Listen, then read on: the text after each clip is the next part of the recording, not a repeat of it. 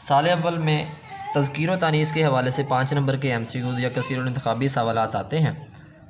تو مذکر اور مونث دو ہم اس کو حصوں میں تقسیم کر سکتے ہیں، ایک جاندار ہیں کہ غیر جاندار۔ جانداروں میں تو ہم یہ خیال کر سکتے ہیں کہ جیسے لڑکا ہے مذکر ہے، لڑکی ہے مونث ہے، ماں ہے وہ مونث ہے، باپ ہے وہ مذکر ہے۔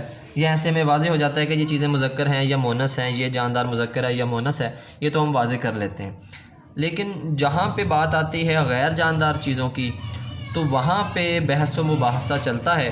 وہاں پہ کچھ ایسے اصول ہیں جو ہم مونث کے لیے اصول بناتے ہیں، لیکن کہیں ایک چیز کا ایسا نام آتا ہے جو مذکر بھی استعمال ہوتی ہے، یعنی اس کے جو کیا کہتے ہیں بنیادی پہچان اگر ہم مونث کی یہ لیں، کوئی مثال لیں، اس کے بعد ہمارے پاس جو مذکر کی مثال ہوتی ہے وہ بھی اس اصول کے الٹ ہوتی ہے، یعنی ایک اصول کیا ہے وہ کہیں نہ کہیں جا کے وہ اپنی جو اصل شناخت ہے، جو اصول بنایا جاتا ہے وہ ٹوٹ جاتا ہے۔ اچھا، لیکن اس کے لیے جو ایک کیا کہتے ہیں چند اصول ہے جو واضح ہیں، یا پھر جو ہم نے بنائے ہیں اردو دانوں نے یا اردو بولنے والوں نے یا جو جتنے بھی بڑے ادیب ہیں انہوں نے، تو اس میں سے جو چند اصول ہیں وہ آپ کے سامنے میں پیش کروں گا تاکہ تذکیر و تانیث کے حوالے سے جو بھی کیا کہتے ہیں جو علم ہے، جو معلومات ہے وہ آپ کو پہنچائی جا سکیں یا آپ تک وہ منتقل ہو سکے۔ جی اچھا، سب سے پہلے تو ہم جو چیزیں واضح ہیں مذکر اور مونث میں، تو وہ ہم دیکھتے ہیں کہ جتنی بھی تمام زبانیں ہیں، جتنی بھی زبانیں بولی جاتی ہیں وہ تمام زبانیں ہوتی ہیں مونث۔ آپ نے یاد رکھنا ہے کہ جتنی بھی زبانیں وہ تمام ہیں وہ مونث کہلاتی ہیں۔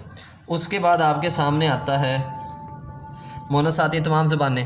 اس کے بعد آپ کے پاس جتنی بھی آوازیں ہیں، جیسے انسان کی آواز ہے، کوے کی آواز ہے، چیزوں کی آواز ہے، وہ تمام کی تمام آوازیں کیا ہوتی ہیں، وہ بھی مونث کہلاتی ہیں۔ جتنے بھی رسالے ہیں دنیا میں، اخبار ہیں، وہ تمام کے تمام کیا ہیں، وہ مذکر۔ جیسے میں نے آج کا اخبار پڑھا، میں نے ایکسپریس پڑھا یا میں نے ایکسپریس خریدا، تو اخبار جہاں بھی آئے گا وہ مذکر کے معنوں میں آئے گا، یا رسالہ ہے، ڈائجسٹ ہے، کوئی بھی ہے۔ اچھا، تمام کتابیں مونث ہوتی ہیں، لیکن کتابیں کچھ مذکر بھی ہیں، جیسے قرآن پاک ہے وہ مذکر کے طور پہ ہم لیتے ہیں اس کو۔ اس کے علاوہ باقی جتنی الہامی کتابیں آئیں گی وہ مونث کے طور پہ ہوں گی، اور جو شاعر کا دیوان ہے وہ مذکر کے طور پہ آئے گا۔ اس کے بعد جتنے بھی ستارے ہیں، سیارے ہیں، تمام کیا ہیں، وہ مذکر ہیں، لیکن زمین ہے اس کو ہم مونث کے طور پہ لیں گے۔ ہفتے کے دنوں کے نام جو ہیں، ہفتے کے دنوں کے نام بات کریں گے تو تمام مذکر ہیں، جو جمعرات ہے وہ کیا ہے، مونث ہے۔ اچھا، کچھ ایک یہ بھی قاعدہ ہے کہ جس کے آخر میں تے آئے وہ زیادہ تر کیا ہوگا، وہ مونث ہی ہوں گے، جیسے جمعرات۔ اس کے بعد عزت ہوتی ہے، نفرت کی جاتی ہے، شہرت ملتی ہے، یہ جو لفظ ہیں یہ مونث ہیں، ان کے آخر میں تے آ رہا ہے تو یہ کیا ہے، مونث کے طور پہ ہوں گے۔ اچھا، تمام جو ملک ہیں وہ سارے کیا ہیں، مذکر کے طور پہ آتے ہیں۔ تمام جو بر اعظم ہیں وہ بھی مذکر کے طور پہ ہم لیتے ہیں۔ تمام جو شہر ہیں وہ مذکر کے طور پہ لیتے ہیں، مگر ایک شہر ایسا ہے جو 2 مختلف املا کے ساتھ لکھا جاتا ہے، اور وہ مذکر کے طور پہ بھی آتا ہے، وہ مونث کے طور پہ بھی۔ اچھا، دلی کو اگر ہم بغیر ہے کی ملا کے، جیسے دال، لام اور چھوٹی ہے کے ساتھ لکھیں گے تو وہ بطور مونث کے طور پہ لیا جائے گا۔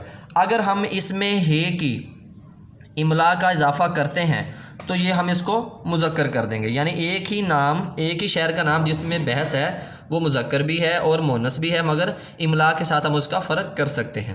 جتنے بھی کائنات میں درخت ہیں، دنیا میں درخت ہیں، وہ مذکر لیے جاتے ہیں۔ تمام پہاڑ وہ کیا ہیں، وہ مذکر کے طور پہ آتے ہیں۔ تمام دریا وہ کیا ہیں، مذکر ہیں، لیکن گنگا اور جمنا 2 دنیا کے ایسے دریا ہیں جو مونث کے طور پہ لیتے ہیں، یعنی جو چیزیں مذکر ہیں یا مونث ہیں، جو جن میں ایک ایک چیز کا فرق ہے وہ آپ یاد رکھیں، جیسے گنگا اور جمنا 2 دریا مونث کے طور پہ یاد رکھیں۔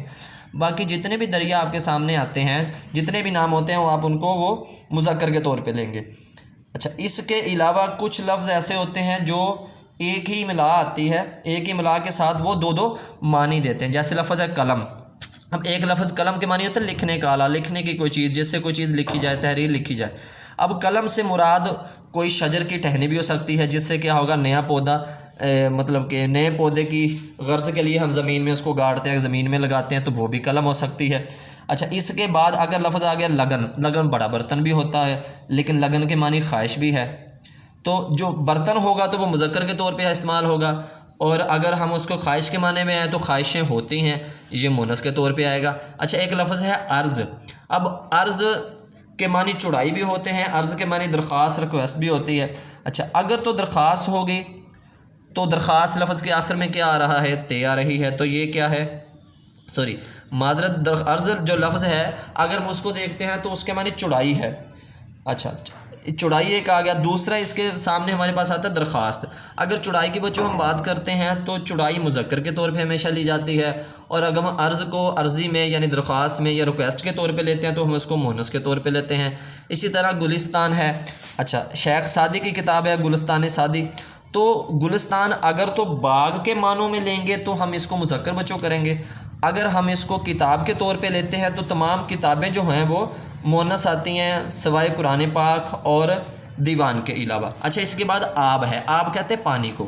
پانی مذکر ہے یعنی پانی پیا جاتا ہے. اور آب چمک دھمک.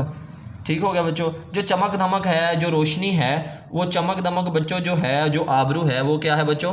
وہ مونس کے طور پہ لی جاتی ہے. اسی طرح لفظ ہے کل.